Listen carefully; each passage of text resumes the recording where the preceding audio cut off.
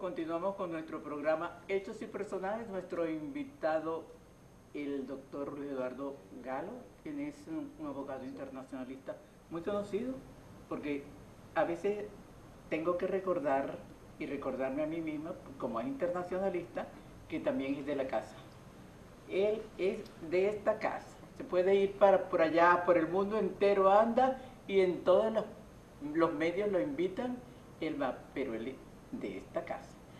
Doctor Galo, hablemos un poco sobre, hay un nuevo líder en Venezuela, un nuevo líder surge, está a la cabeza de todo este proceso de ayuda humanitaria, y quisiera que nos dijera cuáles son las consecuencias que traería el que no ingrese, en que se impida el ingreso de esta ayuda humanitaria a Venezuela. Sí, mira, yo en primer lugar debo decir, Zaraida, que yo no entiendo por qué el gobierno no termina por admitir que aquí hay una crisis humanitaria. Esa la vemos todos los días los venezolanos, la vivimos, ¿no? No es que la vemos, la vivimos, la palpamos. Cada uno de nosotros tiene algún problema para adquirir algún alimento, cada uno de nosotros tiene algún familiar que no consigue un medicamento para atacar la situación de salud que lo afecta. La crisis en los hospitales es evidente, es una cosa que salta a la vista. Y yo no entiendo por qué un gobierno que dice estar preocupado por el bienestar y que quiere la mayor suma de felicidad posible, como siempre dicen en sus publicidades, en sus propagandas, se cierra eso. Eso es una cosa que se puede coordinar perfectamente bien. Hay una realidad que no se puede ocultar. Aparte de eso, un dantesco panorama económico caracterizado por esta hiperinflación que también está haciendo que muchos venezolanos no puedan simplemente adquirir los productos ni siquiera de la dieta básica. Y eso ha llevado a que se eleven los índices de nutrición. Esas son cosas que están debidamente comprobadas. Y yo creo que lo más sensato es que el gobierno despolitice el tema, o que el tema se despolitice de parte y parte y se logre concertar un mecanismo que efectivamente permita que esta ayuda humanitaria ingrese a Venezuela, venga de donde venga, porque tampoco podemos decir que tiene que venir solamente de Estados Unidos, que venga de Estados Unidos, que venga de Rusia, que venga de cualquier país europeo, que venga de cualquiera de los países asiáticos que están dispuestos a ayudarnos, y que se logre concertar un mecanismo de distribución que permita que efectivamente esa ayuda llegue a las personas que más la necesitan.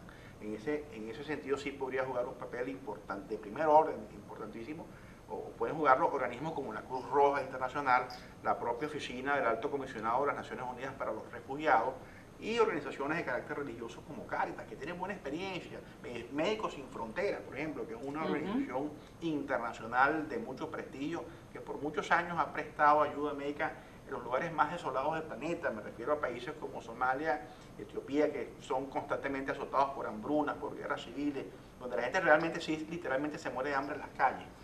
Yo creo que estos organismos podrían concatenadamente con los factores que están aquí en pugna en Venezuela por el poder, permitir que esta ayuda humanitaria ingresara y que efectivamente llegara a la población más vulnerable. Yo creo que ese es el deber ser.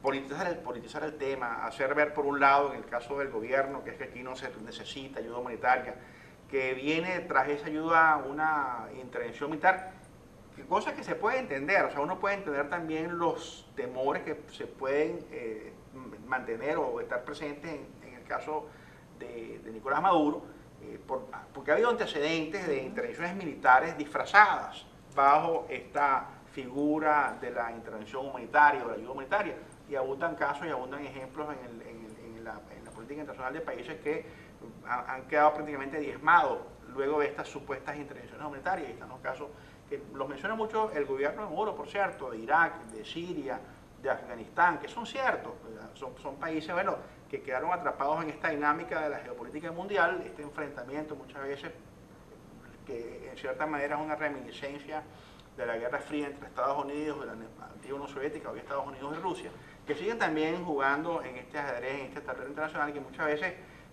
toman medidas que no son precisamente las que van a favorecer o que juegan a favor de los intereses, en este caso, de nosotros los venezolanos, que somos los que estamos padeciendo esta crisis. Pero lo cierto del caso es que hay que hacer lo posible por diferencias políticas aparte, lograr que esta ayuda humanitaria efectivamente ingrese al país. Yo creo que no hay ninguna justificación para que el gobierno impida el ingreso de esta ayuda humanitaria. indistintamente de quién la está organizando. Yo creo que es una cosa que es Pero necesaria. no lo está organizando una sola persona. Y además se ha creado por otro lado un voluntariado que está compuesto por venezolanos, por ciudadanos como tú, como yo, como cualquier otro venezolano que está dispuesto a ayudar a que esto ingrese, y eso se podría coordinar. Son venezolanos. Yo creo que hay que también actuar un político pensando en la buena fe de los demás. Yo no creo que aquí se esté tramando una conspiración de venezolanos contra venezolanos. Más allá de los intereses que pueden ser no muy nobles de algunos países que están interviniendo en el asunto político de Venezuela, donde pareciera que también piensan más en sus intereses que en los nuestros. Pero bueno, yo creo que a fin de cuentas somos nosotros, los venezolanos, Zenaida, quienes debemos resolver estos problemas. Y yo creo que podríamos ponernos de acuerdo, yo sé que es muy difícil, no es fácil, para lograr que esta ayuda humanitaria ingrese a Venezuela y sea efectivamente distribuida entre los sectores de la población que más la necesitan. A quienes lo necesitan, sin lugar a dudas. Doctor Galo, hay una situación que se presentó hace algunas horas, para decirlo así, ayer, antier, en fin, relacionada con la visita de legisladores de otros países a los que se les impidió el ingreso al país. ¿Cuáles serían las consecuencias de esta situación? Mira, eso no puede ser bien visto por la comunidad internacional. Son diputados, es cierto que son diputados del Partido Popular Español, que ya han tomado partido, que por cierto ven ellos o reconocen ellos en este caso a Juan Guaidó, al presidente de la Asamblea Nacional.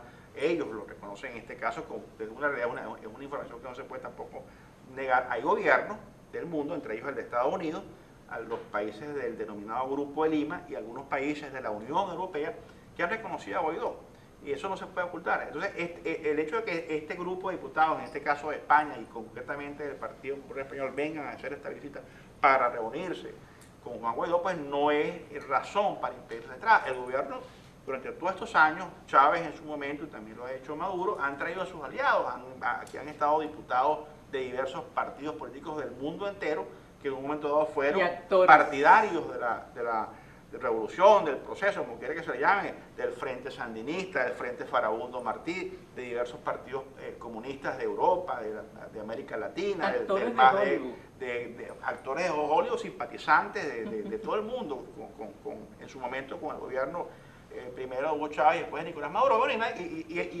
y se veía como una cosa normal. Entonces el hecho de que vengan en este caso diputados del Partido Popular, o podrían venir diputados o senadores del Partido Republicano, algunos que por cierto se han reunido también con altos funcionarios del gobierno de Maduro. Jorge Arriaza, por cierto, cometió una infidencia en estos días, que se había reunido con Elliot Abrams, que es un alto funcionario del gobierno de Estados Unidos específicamente designado por el presidente norteamericano Donald Trump para que actúe en el caso de Venezuela. Bueno, y Arriaza se reunió con este personaje, por cierto, que tiene una historia un poco oscura, sus antecedentes, sobre todo por su intervención en la guerra en Nicaragua, el apoyo a la contra en aquel momento y el célebre escándalo Irán-Contras, bueno, que lo puso en entredicho. Pero lo cierto del caso es que se reunieron, además que eso es lo que tiene que hacerse. Yo creo que diálogo, en una situación, aunque a mucha gente no le guste esa palabra que tú acabas de mencionar, yo creo que el diálogo siempre es necesario. Y fíjate tú que me gusta poner un ejemplo de uno de estos países que yo mencionaba, que es el caso de Afganistán. En Afganistán se presentó una guerra hace ya muchos años, Estados Unidos intervino en una lucha contra el Talibán, que era un movimiento fundamentalista, que también, bueno, cometió podemos decir, actos de terrorismo, pero 18 años después de una guerra que ha diezmado, que ha acabado prácticamente, que ha desaparecido una nación histórica, lo cierto es que hace pocos días el propio Departamento de Estado admite que se están sentando nuevamente con los talibanes a negociar una paz. 18 años después, decenas de miles de muertos, decenas de miles de refugiados, después de todo eso, después de ese horror, después de esa sangría, es que entonces se vuelven a sentar en la mesa de conversaciones. Yo creo que eso lo podemos evitar nosotros los venezolanos. Yo creo que nosotros no tenemos por qué pasar por esas dramáticas historias de países como Siria, Libia, Afganistán, para terminar sentados, como siempre vamos a tener que terminar sentados en una u otra circunstancia, en una mesa de negociaciones. Yo creo que hay que pensar primero en el país, hay que pensar en el bienestar de los venezolanos, que somos los que estamos sufriendo, por cierto, los rigores de esta dramática situación. Y el gobierno tiene que entender que no puede taparse los ojos, que no puede esconder una realidad que salta a la vista porque nos afecta día a día, inclusive a ellos.